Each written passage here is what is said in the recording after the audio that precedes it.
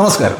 ഞാൻ പലപ്പോഴും നമ്മുടെ നീതിന്യായ വ്യവസ്ഥയിലെ ചില അപാകതകളും മൂല്യച്യുതികളും ഒക്കെ ചൂണ്ടിക്കാണിക്കാറുണ്ട്. എങ്കിലും എനിക്ക് നമ്മുടെ നീതിന്യായ വ്യവസ്ഥയോടും കോടതികളോടും പ്രത്യേകിച്ചും ജഡ്ജിമാരോടും ഒക്കെ വളരെ വലിയ ബഹുമാനമാണ്. എന്നാൽ നമ്മുടെ ഒരു റിട്ടയർഡ് ഹൈക്കോടതി ജഡ്ജി തൻ്റെ യൂട്യൂബ് ചാനലിലൂടെ നിരന്തരം തെറ്റായ കാര്യങ്ങൾ, അതാണ് ശരിയെന്നും അതാണ് ശരിയായ നിയമം എന്നും ഒക്കെ പറഞ്ഞുകൊണ്ട് ആൾക്കാരെ തെറ്റിദ്ധരിപ്പിക്കുന്നത് എൻ്റെ ശ്രദ്ധയിൽപ്പെട്ടപ്പോൾ ഞാൻ 2-3 പ്രാവശ്യം അതിനെതിരെ പ്രതികരിക്കുകയുണ്ടായി.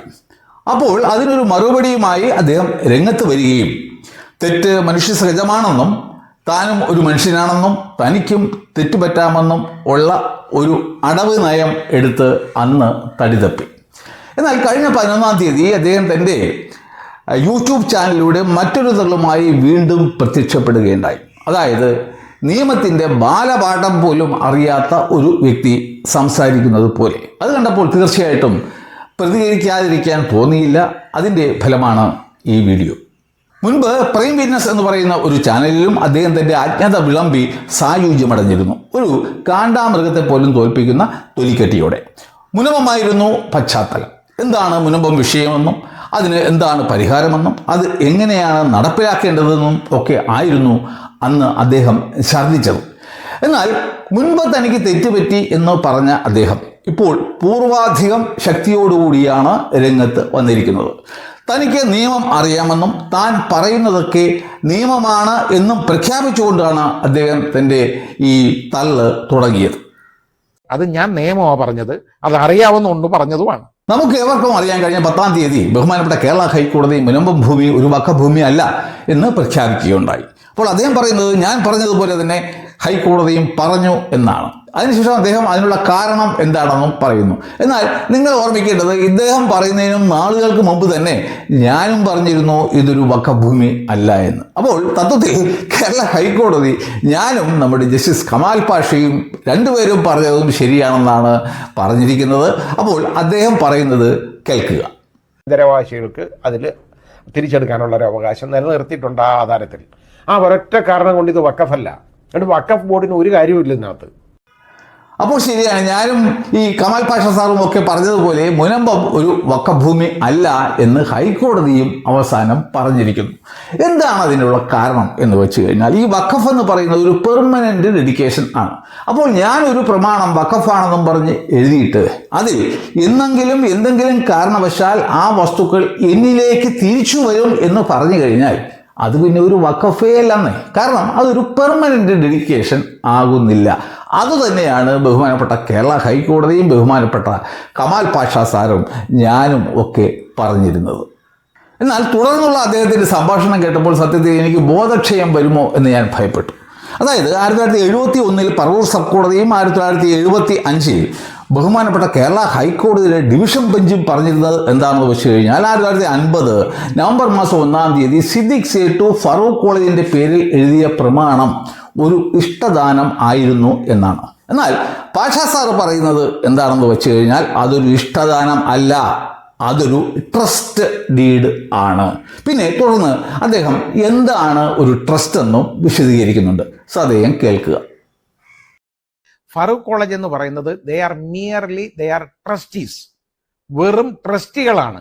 ഒരു ട്രസ്റ്റിനകത്ത് 3 ആളുകളാണ് ഉള്ളത്. ഒന്ന് സെറ്റ്ലർ, ഈ ട്രസ്റ്റ് ക്രിയേറ്റ് ചെയ്യുന്ന ആള്. ഇവിടെ സേട്ടാണ് ട്രസ്റ്റ് ഈ ക്രിയേറ്റ് ചെയ്തേക്കുന്ന സെറ്റ്ലർ. പിന്നെ അടുത്ത വിഭാഗം എന്ന് പറയുന്ന ട്രസ്റ്റി എന്ന് പറയുന്നത് ഫറൂഖ് കോളേജാണ്. ഈ ട്രസ്റ്റികളായിട്ട് അവരെ നിയമിച്ചേക്കുന്ന ട്രസ്റ്റിയാണ് അവര്. It is only A trust. അത് അവരുടെ പേർക്ക് അല്ലാതെ അബ്സല്യൂട്ട് ആയിട്ടുള്ള ഒരു ഗിഫ്റ്റ് ഇല്ലതില്, ദാനമില്ല. അതാണ് പ്രശ്നം. ഇനി അടുത്തത് 3ാമത്തെ വിഭാഗം എന്ന് പറയുന്നത് ബെനിഫിഷ്യറീസ്, അതിന്റെ പ്രതിഫലം കിട്ടുന്ന ആളുകൾ, ഇതിന്റെ ഗുണഭോക്താക്കൾ ആരൊക്കെയാണ്? ഇന്യൂമറബിൾ ആയിട്ടുള്ള പബ്ലിക്കാണ്. എല്ലാവർക്കും, അതായത് ഈ വിദ്യാഭ്യാസമൊക്കെ വേണ്ട ആ മണ്ഡലത്തിലേക്ക് പ്രവർത്തിക്കേണ്ട ആളുകൾക്ക്, അതിൽ വളർന്നു വരേണ്ട ആളുകളാണ് ഇതിന്റെ ബെനിഫിഷ്യറി. അദ്ദേഹം പറയാൻ ശ്രമിക്കുന്നത് ഈ ഹൈക്കോടതിയും മറ്റും ഇതൊരു ഗിഫ്റ്റ് ഡീഡാണെന്ന് പറഞ്ഞിട്ടുണ്ടെങ്കിൽ പോലും ഈ 1950 സിദ്ദിഖ് സേട്ടു എഴുതിയത് ഒരു ഗിഫ്റ്റ് ഡീഡല്ല, മറിച്ചൊരു ട്രസ്റ്റ് ഡീഡാണ്. അതായത് ഈ സേട്ടുവാണ് അതിൻ്റെ സെറ്റ്ലർ, ഫറൂഖ് കോളേജാണ് അതിൻ്റെ ട്രസ്റ്റി. ബെനിഫിഷ്യറീസ് എന്ന് പറയുന്നത് പൊതുജനങ്ങളാണ്. നിങ്ങൾ ഈ വാക്ക് ഓർമ്മിക്കണം. പൊതുജനങ്ങൾ ആണ്. എന്നാൽ അദ്ദേഹം പറയാൻ വിട്ടുപോയ മറ്റൊരു കാര്യമുണ്ട്. അതാണ് കോർപ്പസ് അല്ലെങ്കിൽ ട്രസ്റ്റ് പ്രോപ്പർട്ടി. എന്തെങ്കിലും ഒരു പ്രോപ്പർട്ടി ഇല്ലാതെ നമുക്കൊരു ട്രസ്റ്റ് ക്രിയേറ്റ് ചെയ്യാൻ സാധ്യമല്ല. അദ്ദേഹം അത് വിട്ടുപോയെങ്കിലും നമുക്ക് ആ ഭാഗം പൂരിപ്പിക്കാം. അതായത് ട്രസ്റ്റ് പ്രോപ്പർട്ടി, അതിനെക്കുറിച്ചിട്ടാണ് നമ്മളിവിടെ സംസാരിക്കാനും പോകുന്നത്. ശരി, നമുക്കൊരു പേരിന് വേണ്ടി അദ്ദേഹം പറയുന്നത് പോലെ ഇതൊരു ട്രസ്റ്റ് ആണെന്നങ്ങ് സമ്മതിച്ചു കൊടുക്കാം. എന്നാൽ അദ്ദേഹം പറയുന്നത് നമ്മൾ സൂക്ഷ്മമായി പരിശോധിക്കുകയാണെങ്കിൽ നമുക്ക് മനസ്സിലാക്കാൻ കഴിയുന്നത്, അല്ലെങ്കിൽ അദ്ദേഹത്തിൻ്റെ വാക്കുകൾ പ്രകടമാക്കുന്നത്, അദ്ദേഹത്തിന് ഈ ട്രസ്റ്റിനെ കുറിച്ചിട്ട് ഒരു ചുക്കും ചുണ്ണാമ്പും അറിയില്ല എന്നാണ്. അതായത് it is only A private trust. അതാണ് ഒരു ട്രസ്റ്റാണ്. ഞാൻ നിങ്ങളെ നേരത്തെ ഓർമ്മപ്പെടുത്തിയതുപോലെ അദ്ദേഹം പറയുന്നു അസംഖ്യം പൊതുജനങ്ങളാണ് ഇതിൻ്റെ ഗുണഭോക്താക്കൾ എന്ന്. തുടർന്ന് അദ്ദേഹം പറയുന്നു ഇതൊരു പ്രൈവറ്റ് ട്രസ്റ്റ് ആണെന്ന്. അപ്പോൾ നമുക്ക് ആദ്യം എന്താണ് ഒരു പ്രൈവറ്റ് ട്രസ്റ്റ് എന്നും എന്താണ് ഒരു പബ്ലിക് ട്രസ്റ്റ് എന്നും പരിശോധിക്കാം. Cardinal point to be decided while deciding the character of a trust is the intention of its founder. അതായത് ഒരു ട്രസ്റ്റ് ഉണ്ടാക്കുന്ന ആളിൻ്റെ ഇൻറ്റൻഷൻ എന്തായിരുന്നു? തൻ്റെ സ്വന്തം ആൾക്കാർക്ക് വേണ്ടി ആണോ ഉണ്ടാക്കേണ്ടത് എങ്കിൽ അതൊരു പ്രൈവറ്റ് ട്രസ്റ്റ് ആയിരിക്കും. അതല്ല, ഇതൊരു പബ്ലിക്കിന് വേണ്ടിയിട്ടാണ് അല്ലെങ്കിൽ ഒരു സെക്ഷൻ ഓഫ് എ പബ്ലിക്കിന് വേണ്ടിയിട്ടാണ് ഉണ്ടാക്കുന്നത് എങ്കിൽ അതൊരു പബ്ലിക് ട്രസ്റ്റും ആയിരിക്കും. മറ്റൊരു രീതിക്ക് പറയുകയാണ് എങ്കിൽ ഒരു പ്രൈവറ്റ് ട്രസ്റ്റിൻ്റെ ഗുണഭോക്താക്കളെ, ബെനിഫിഷ്യറീസിനെ നമുക്ക് എണ്ണിത്തിട്ടപ്പെടുത്താൻ സാധിക്കും. എന്നാൽ ഒരു പബ്ലിക് ട്രസ്റ്റിൻ്റെ ഗുണഭോക്താക്കളെ നമുക്ക് ഒരിക്കലും എണ്ണിത്തിട്ടപ്പെടുത്താൻ കഴിയില്ല. അതുമല്ല, അതൊരു ഫ്ലക്ച്വേറ്റിംഗ് ബോഡി ആയിരിക്കും. ഇന്ന് കുറച്ച് പേരാണെങ്കിൽ ഭാവിയിൽ മറ്റു ചില ആൾക്കാർ ആയിരിക്കും. ഇതാണ് ഒരു പബ്ലിക് ട്രസ്റ്റും ഒരു പ്രൈവറ്റ് ട്രസ്റ്റും തമ്മിലുള്ള വ്യത്യാസം. എന്നാൽ ഇദ്ദേഹം പ്രഖ്യാപിക്കുന്നു അസംഖ്യം പൊതുജനങ്ങളാണ് ഇതിൻ്റെ ഗുണഭോക്താക്കൾ എന്ന്. പിന്നെ പറയുന്നു ഇതൊരു പ്രൈവറ്റ് ട്രസ്റ്റ് ആണെന്ന്. ഇവിടെയാണ് അദ്ദേഹത്തിൻ്റെ അറിവില്ലായ്മ വെളിപ്പെടുന്നത്. അപ്പോൾ കമാൽ പാഷയുടെ ഇതൊരു ട്രസ്റ്റ് ആണെന്നുള്ള വാദം നാം സമ്മതിച്ചു കൊടുത്താൽ പോലും അത് ഒരു പ്രൈവറ്റ് ട്രസ്റ്റ് ആയിരുന്നില്ല, മറിച്ചൊരു പബ്ലിക് ട്രസ്റ്റ് ആയിരുന്നു. അദ്ദേഹം തന്നെ പറഞ്ഞു ഇതിൻ്റെ ഗുണഭോക്താക്കൾ അസംഖ്യം വരുന്ന പൊതുജനങ്ങൾ ആണ് എന്ന്. അപ്പോൾ ഇതൊരു ട്രസ്റ്റ് ആണെന്നുള്ള കമാൽ പാഷയുടെ വാദം നാം ഒരു പേരിന് വേണ്ടി സമ്മതിച്ചു കൊടുത്താൽ പോലും അതൊരു പ്രൈവറ്റ് ട്രസ്റ്റ് ആണെന്നുള്ള അദ്ദേഹത്തിൻ്റെ ആ വാദം അവിടെ പൊളിഞ്ഞു വീഴുകയാണ് ചെയ്യുന്നത്. അപ്പോൾ അഥവാ ഇനി സിദ്ദിഖ് സേട്ടു ഉണ്ടാക്കിയത് ഒരു ട്രസ്റ്റ് ആണെങ്കിൽ പോലും അതൊരു പബ്ലിക് ട്രസ്റ്റ് ആയിരുന്നു, മറിച്ച് ഈ കമാൽ പാഷ പറയുന്നത് പോലെ ഒരു പ്രൈവറ്റ് ട്രസ്റ്റ് ആയിരുന്നില്ല. അടുത്തതായി ഒരു ട്രസ്റ്റിന് ഉണ്ടായിരിക്കേണ്ട ആവശ്യമായ ഒരു ഘടകം എന്ന് പറയുന്നത് ഒരു ട്രസ്റ്റ് ഡീഡാണ്. ഈ സെറ്റിലർ ഒരു ഡീഡ് തയ്യാറാക്കും, ട്രസ്റ്റ് ഡീഡ്. അതിൽ അദ്ദേഹം എന്തൊക്കെയാണ് ഈ ട്രസ്റ്റിൻ്റെ ഉദ്ദേശ ലക്ഷ്യങ്ങൾ എന്ന് പറയും. ആരാണ് ട്രസ്റ്റി എന്ന് പറയും, ആരൊക്കെയാണ് ബെനിഫിഷ്യറീസ് എന്നും പറയും. ട്രസ്റ്റിയുടെ കർത്തവ്യങ്ങൾ എന്തെല്ലാം എന്ന് പറയും. ഗുണഭോക്താക്കൾക്ക് എന്തൊക്കെ അവകാശങ്ങളും അധികാരങ്ങളും ഒക്കെയാണ് ഉള്ളത് എന്നും അതിൽ പറയും. കൂടാതെ എന്തെങ്കിലും കാരണവശാൽ എന്തെങ്കിലും പ്രശ്നങ്ങളൊക്കെ ഉണ്ടാകുന്നു എങ്കിൽ അത് എങ്ങനെയാണ് പരിഹരിക്കേണ്ടത് എന്നും ആ ട്രസ്റ്റ് ഡീഡിൽ പറഞ്ഞിരിക്കും. എന്നാൽ സിദ്ദിഖ് സേട്ടു ഒരിക്കലും അത്തരത്തിലുള്ള ഒരു ട്രസ്റ്റ് ഡീഡ് ഫറൂഖ് ഉളയിൻ്റെ പേരിൽ എഴുതിയിട്ടേ ഇല്ല. അതൊക്കെ ഈ കമാൽ പാഷ സ്വപ്നം കണ്ടതിന് ശേഷം ഇങ്ങനെ വ്യാഖ്യാനിക്കുന്നു എന്നല്ലാതെ അതിന് യാതൊരുവിധ അടിസ്ഥാനവും ഇല്ല. അദ്ദേഹത്തിൻ്റെ വാദങ്ങൾ ഒരു മുൻസിഫ് കോടതിയിൽ പോലും നിലനിൽക്കുന്നതല്ല എന്ന് ഞാൻ ആവർത്തിച്ചു പറയാൻ ആഗ്രഹിക്കുന്നു.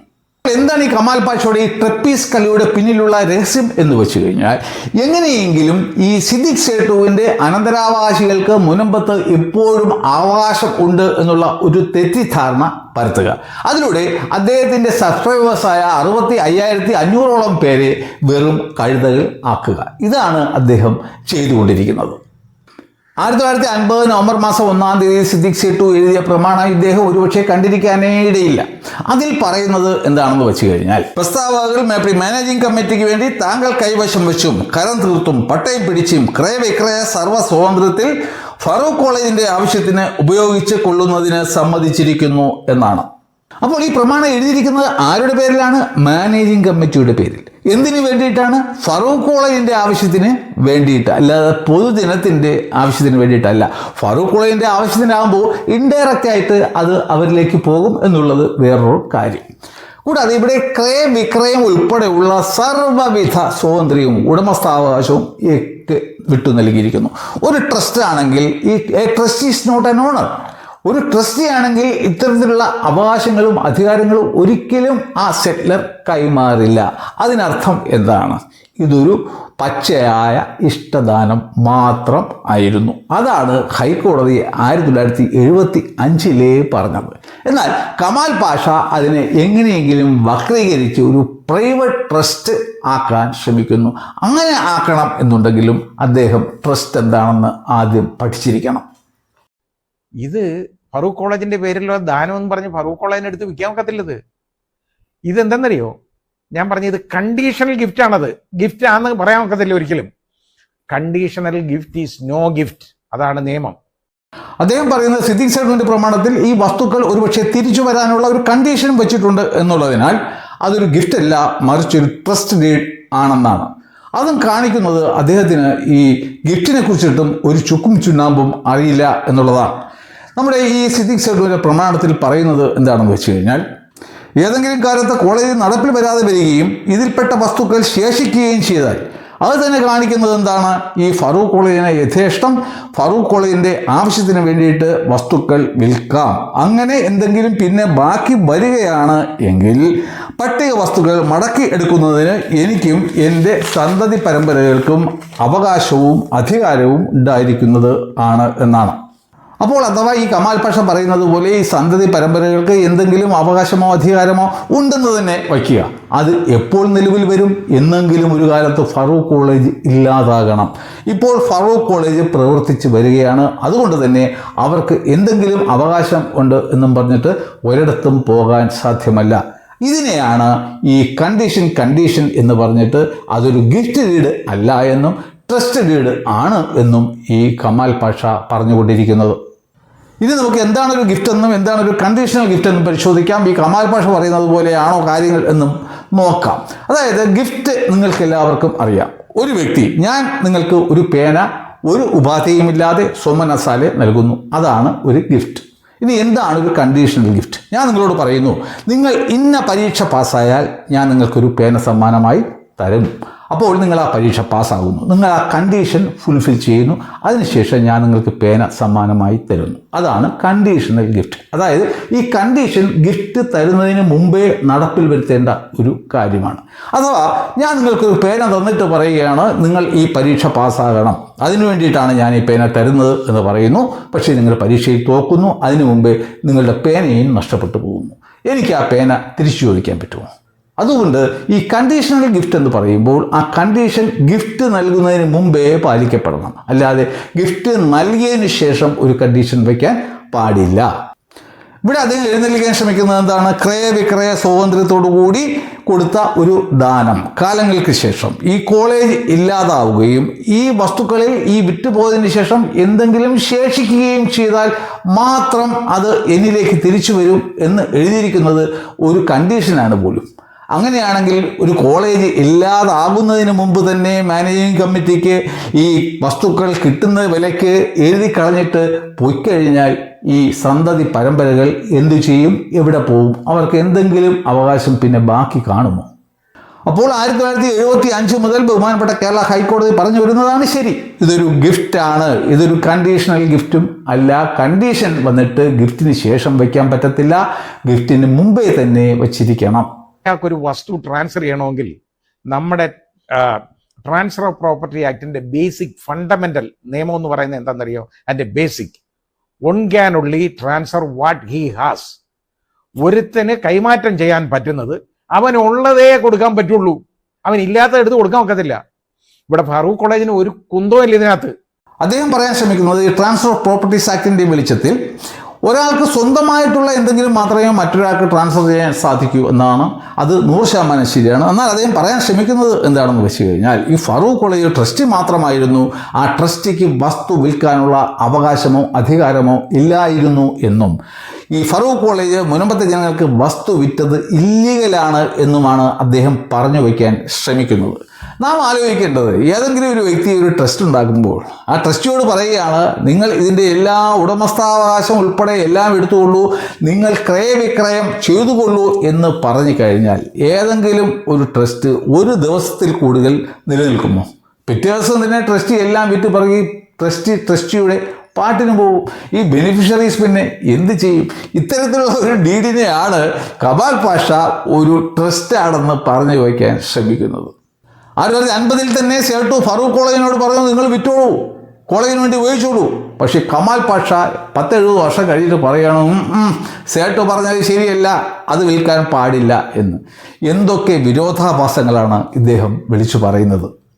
അപ്പോൾ 69 വർഷമല്ല, ഇനി 500 വർഷം മുമ്പായാൽ പോലും ഈ ട്രസ്റ്റ് ഉണ്ടല്ലോ, ഈ ട്രസ്റ്റ് പ്രോപ്പർട്ടിയെ സംബന്ധിച്ചിടത്തോളം ലിമിറ്റേഷൻ ആക്ട് ബാധകമല്ല. അതാണ് പ്രശ്നം. അതിന് കാലഹരണ ദോഷം ഇല്ല. അടുത്തായിട്ട് അദ്ദേഹം പറയുന്നത് ലോ ഓഫ് ലിമിറ്റേഷനെ കുറിച്ചിട്ടാണ്. അതെന്താണെന്ന് വെച്ച് കഴിഞ്ഞാൽ, സപ്പോസ് നിങ്ങൾക്ക് നിങ്ങളുടെ വസ്തുവുമായി ബന്ധപ്പെട്ട് മറ്റൊരാൾക്കെതിരെ പരാതി ഉള്ള പക്ഷം നിങ്ങൾ 12 വർഷത്തിനകത്ത് കോടതിയെ സമീപിച്ച് പരിഹാരം തേടണം. അല്ലാതെ നിങ്ങളത് മൈൻഡ് ചെയ്യാതെ കിടക്കുന്നു. നിങ്ങളുടെ മകൻ്റെ മകൻ ഭാവിയിൽ 100 വർഷം കഴിഞ്ഞിട്ട് വന്നിട്ട് കേസ് എടുക്കാൻ ചെന്നാൽ കോടതി അത് സ്വീകരിക്കില്ല. ഒരു ടൈം ലിമിറ്റ് വച്ചിട്ടുണ്ട്. അതാണ് ഈ ലോ ഓഫ് ലിമിറ്റേഷൻ എന്ന് പറയുന്നത്. ഇദ്ദേഹം പറയുന്നത് എന്താണെന്ന് വെച്ച് കഴിഞ്ഞാൽ, ഈ ട്രസ്റ്റുകൾക്ക് ലോ ഓഫ് ലിമിറ്റേഷൻ ബാധകമേ അല്ല. അതുകൊണ്ട് സിദ്ദിഖ് സേട്ടുവിൻ്റെ മക്കൾക്ക് വേണമെങ്കിൽ ഇപ്പോഴും കോടതിയിൽ പോയി കേസ് കൊടുത്ത് പരിഹാരം തേടാനുള്ള അവകാശം ഉണ്ട് എന്നാണ്.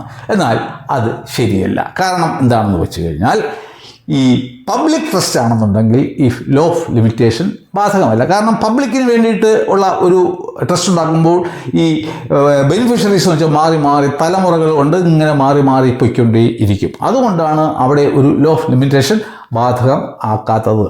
എന്നാൽ ഇദ്ദേഹം നേരത്തെ പറഞ്ഞു ഇതൊരു പ്രൈവറ്റ് ട്രസ്റ്റാണ്. പ്രൈവറ്റ് ട്രസ്റ്റിന് ലോ ഓഫ് ലിമിറ്റേഷൻ ബാധകം ആണ്.